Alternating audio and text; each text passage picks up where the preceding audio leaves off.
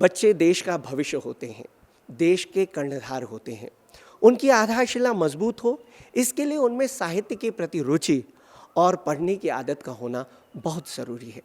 इसी बात को ध्यान में रखते हुए रूम टू रीड और एनबीटी ने संयुक्त रूप से राष्ट्रीय शिक्षा नीति और बाल साहित्य विषय पर एक कार्यशाला को आयोजित किया है। तो चलिए ले चलते हैं आपको कार्यशाला में।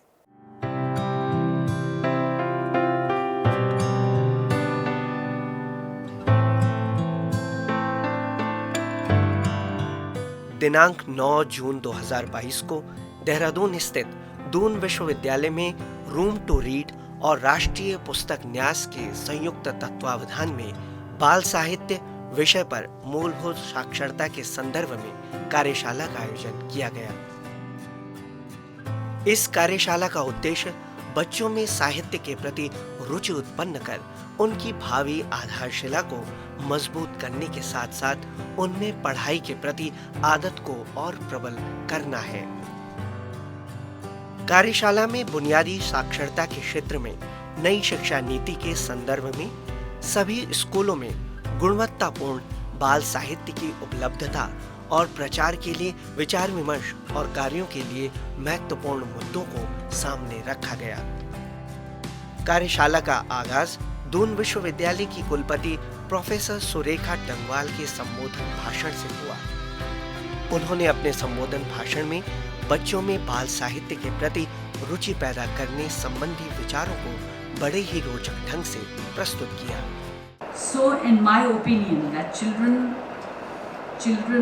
should be treated like children. That is the basic or essential requirement for the people or for the people like us, जो एक adult word है। मैंने पहले भी एक कपलेट कहा था कि बड़ों की देख कर दुनिया बड़ा होने से डरता है। मेरे दिल का एक कोना, मेरे दिल के कोने में एक मासूम सा बच्चा बड़ों की देखकर दुनिया बड़ा होने से डरता है। तो ये जो बड़ों की हमारी दुनिया है, ये इतनी भयंकर होती जा रही है, इतनी कॉम्प्लिकेटेड होती जा रही है कि हमने उसमें बच्चों को उलझा के रख दिया, सारे बच्चों को, और हमें लगता है कि हम उनको गाइड करते हैं। कार्यशाला में उपस्थित अतिथियों द्वारा बाल साहित्य और नई शिक्षा नीति पर अपने व्याख्यान प्रस्तुत किए गए। रूम टू रीड के कार्यक्रम प्रमुख शक्तिव्रत सेन ने अपने संबोधन में बुनियादी शिक्षा में स्तरीय बाल साहित्य की कमी का उल्लेख करते हुए कहा कि साहित्य के माध्यम से शिक्षा मनोरंजक बनती है, जिससे अधिगम स्तर सुधरता है। Only try to learn one thing. How does a child learn to read? And what is that process of learning to read? Because what is reading after all? You have a text in front of you.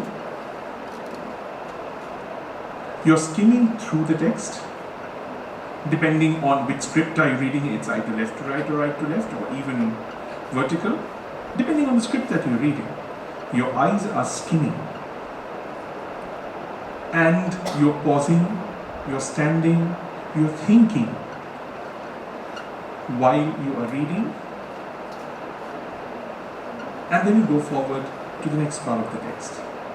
So what is happening is that the human brain is actually engaged with so many things.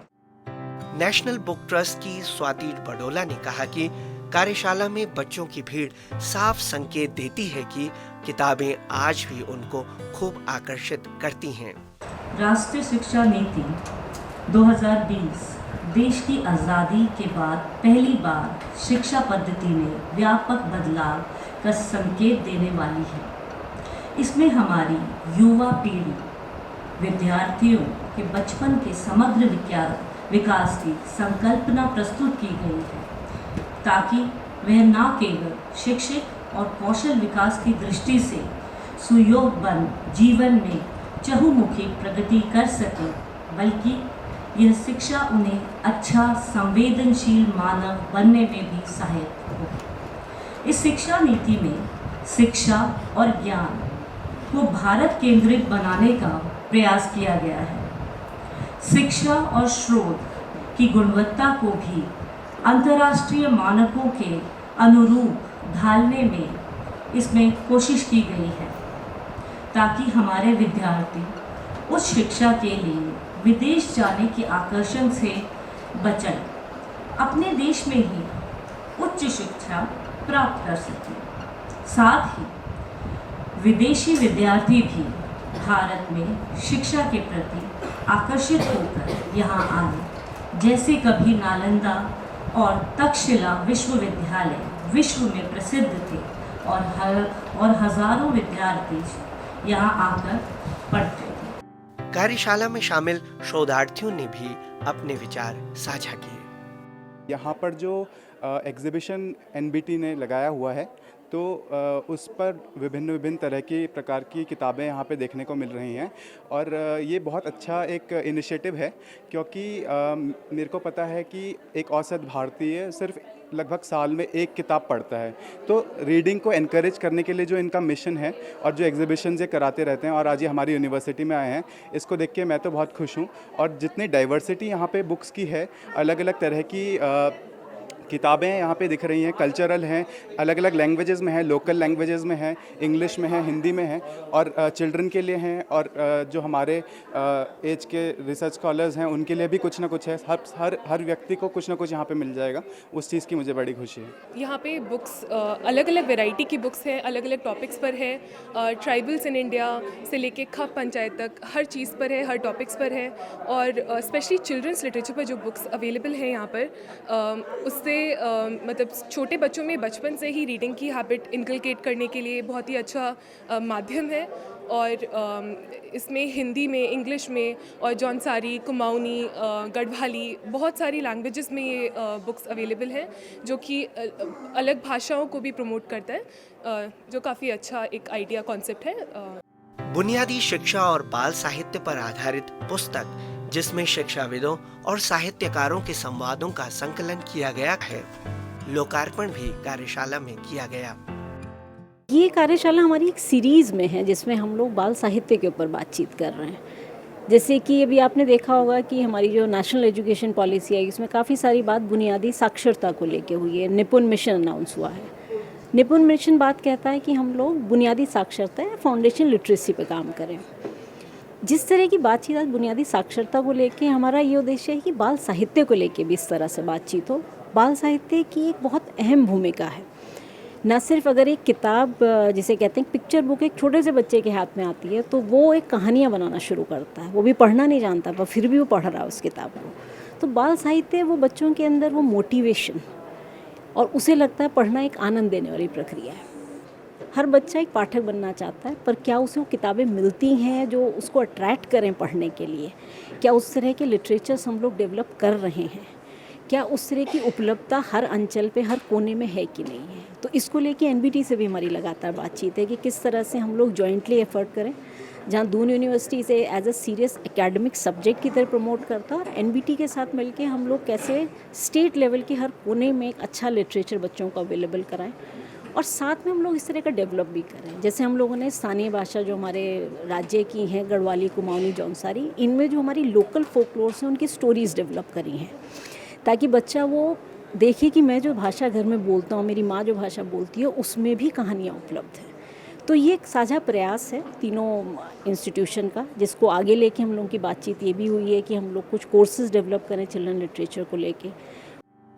कार्यशाला में साहित्यकार doctor Nand Kishore हटवाल, मुकेश नौटियाल, बीना बेंजवाल, योगेश धसमाना, लोकेश नवानी तथा दून विश्वविद्यालय की भाषा विभाग की प्रमुख चेतना पोखरियाल समेत अन्य गणमान्य अतिथि मौजूद रहे।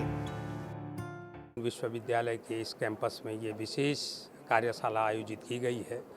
इसमें देश भर के और ख़ासकर उत्तराखंड के जो लेखक हैं, साहित्यकार हैं, वो सभी बाल साहित्य की दशा दिशा पर अपना पक्ष रख रहे हैं। ख़ासकर जो नई एजुकेशन पॉलिसी है उसमें बाल साहित्य को किस तरह से शामिल किया जाना चाहिए, और बाल साहित्य की जो गुणवत्ता है उसको कैसे हम परिष्कृत कर सकते हैं, इन सभी मसलों पर ये कार्यशाला आयोजित की गई है। बुनियादी स्तर पर जब हम बाल साहित्य की बात करते हैं तो उसमें हमारे सामने सबसे पहले स्थानीय स्तर पर जो लोक बाल साहित्य उपलब्ध है उसकी बात आती है। बहुत ज़रूरी है कि स्थानीय स्तर पर, उत्तराखंड के स्तर पर जो पहले से यहाँ पर परंपरागत रूप से बाल साहित्य मौजूद है या लोक साहित्य जिसको हम बाल साहित्य की श्रेणी में रख सकते हैं, उसको अनुकूलित करके, उसको एडॉप्ट करके, उसका अनुकूलन करके हम बाल साहित्य के फॉर्मेट में बच्चों के स्तर के हिसाब से उसका पुनर्लेखन करके उसको बच्चों के लिए देना बहुत ज़रूरी है। इसमें जैसे लोक कथाएँ हैं, लोकगीत हैं, खेल गीत हैं, बच्चों की लोरियाँ हैं, बाल गीत हैं, इस तरह के परंपरागत रूप से प्रचलित जो अभी मौखिक रूप से वाचिक परंपरा के माध्यम से पीढ़ी दर पीढ़ी एक दूसरे को हस्तांतरित हो रहे हैं, इस तरह का साहित्य यहाँ पर मौजूद है। तो एक बहुत तरह का हम बाल साहित्य की रचना कर सकते हैं। एक काम बहुत बड़ा और बहुत आवश्यक काम ये भी होना चाहिए कि इस परंपरागत साहित्य का कलेक्शन हो और इसका पुनर्लेखन हो। ऐसा भी हम नहीं कह सकते हैं कि परंपरागत साहित्य को, परंपरागत लोक साहित्य को हम ठीक उसी फॉर्मेट में बच्चों को परोसे, नहीं। इसका आधुनिक परिप्रेक्ष्य में नए समय के अनुसार इसका पुनर्लेखन बहुत ज़रूरी है, स्तरानुसार पुनर्लेखन बहुत ज़रूरी है और इसको बेहतर तरीके से हम बच्चों को उपलब्ध कराया जा सकता है। आज की ये कार्यशाला इस दृष्टि से बहुत महत्व रखती है कि हम बच्चों के लिए जो साहित्य परोस रहे हैं वो साहित्य कहीं उनमें नैतिक मूल्यों का विकास करे और साथ साथ में जो हमारे स्थानीय आइकॉन हैं उनके बारे में भी हमारे बच्चे वो जाने। इससे बढ़कर एक और चीज़ जो विभिन्न कार्यशालाएं इनके माध्यम से आयोजित की जा रही हैं उसमें इसका प्रयास और विशेषकर इस बात का ध्यान रखा जा रहा है कि उस साहित्य में संवेदनाएं हों और बच्चे संवेदनशील तरीके से उस अध्ययन का हिस्सा बने, उस पाठ्यक्रम का हिस्सा बने और जो फाउंडेशन ये एक तरह से कोर्स है हमारा ये, वो ज़्यादा सशक्त होकर हमारे पाठ्यक्रमों के जरिए हमारे समाज को भी सशक्त बनाने का काम करेगा। तो इसके लिए जिस तरीके से हमारे लोक जीवन से जुड़ी जो कहानियाँ हैं, जो हमारा लोक साहित्य है, जो हमारी लोक गाथाएँ हैं, उन पे फोकस करते हुए ये आज की जो कार्यशाला है उस दिशा में एक बड़ा महत्वपूर्ण कदम साबित होगा। कार्यशाला से जुड़कर यहाँ विभिन्न वक्ताओं की बातों को सुनकर स्वयं मैं भी ज्ञान से समृद्ध हो रही हूँ और मैं देख रही हूँ कि यहाँ पर जो किताबें रखी गई हैं, जो बाल साहित्य रखा गया है, वो बच्चों को अपने परिवेश से जोड़ने वाला है और उनको अपने परिवेश की जानकारियों से समृद्ध करने वाला है। तो एक सराहनीय पहल, और इसमें अभी जिन भी वक्ताओं ने अपनी बात रखी है, चाहे मैडम डॉक्टर सुरेखा डंगवाल जी हैं, उन्होंने बाल मनोविज्ञान पर बहुत सुंदर बातें कही कि हम लोगों की, हमारी पीढ़ी की जो परवरिश हुई है वो ऐसी हुई है कि हम अपने परिवेश से भी जुड़े रहे और हमने जीवन के कौशल सीखे। लेकिन आज का जो बच्चा है वो पैदा होते ही तकनीक से जुड़ गया है, तो उस बच्चे को भी हमें इस बाल साहित्य द्वारा जीवन कौशल उसके अंदर विकसित करना है, उससे अपने परिवेश से जुड़ना है। और आज क्योंकि आज के बच्चे के सामने चुनौतियाँ बहुत ज़्यादा हैं, तो उन चुनौतियों से जूझने के लिए उसे मानसिक रूप से मजबूत भी करना है और ये मजबूती हमारी पेरेंटिंग जो हुई है उसने हमें दी है। तो हमारा भी दायित्व बनता है कि इस पीढ़ी को वो मजबूती हम दें, तो ऐसा बाल साहित्य लिखा जाए। मेरी दृष्टि में बाल साहित्य दो स्तरों पर सृजित होता है। पहला दादी, नानी और माँ के स्तर पर, और दूसरा जो लेखन की आधुनिक या समकालीन दृष्टि रखते हैं उसके स्तर पर। माँ, दादी और नानी के स्तर पर जो बाल साहित्य सृजित होता है वो बिल्कुल जीवन के पहले स्तर का ज्ञान होता है, पहले स्तर की खुशियाँ होती हैं और पहले स्तर का अनुभव होता है। ये पारंपरिक तरीके से सदियों से हमारे समाज को माताएं, दादियाँ और नानियाँ ये पढ़ाती रही हैं, सिखाती रही हैं, ये एक लर्निंग प्रोसेस है। लेकिन अब ये जो परंपरा है, ये परंपरा धीरे धीरे कमतर होती जा रही है। तो हमें इस परंपरा को भी सुरक्षित करना है और जो एनबीटी या रूम टू रीड काम कर रहे हैं, वो अच्छा काम कर रहे हैं, तो उन्हें माँ, दादी और नानी की कहानियों का एकत्रीकरण करना चाहिए और मैं तो ये कहता हूँ कि उन्हें इस पर वर्कशॉप भी करनी चाहिए। कार्यशाला में आए हुए अतिथियों को कार्यक्रम के अंत में स्मृति चिन्ह भी प्रदान किए गए।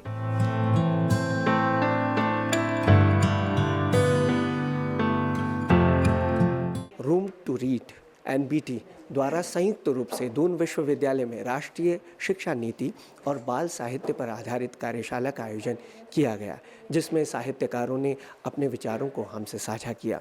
नए शोधार्थियों ने बाल साहित्य को लेकर नई बातों को सामने रखा। हमें आशा है कि आपको हमारे कार्यक्रम ज़रूर पसंद आया होगा। इसी के साथ आपसे लेते हैं विदा। नमस्कार।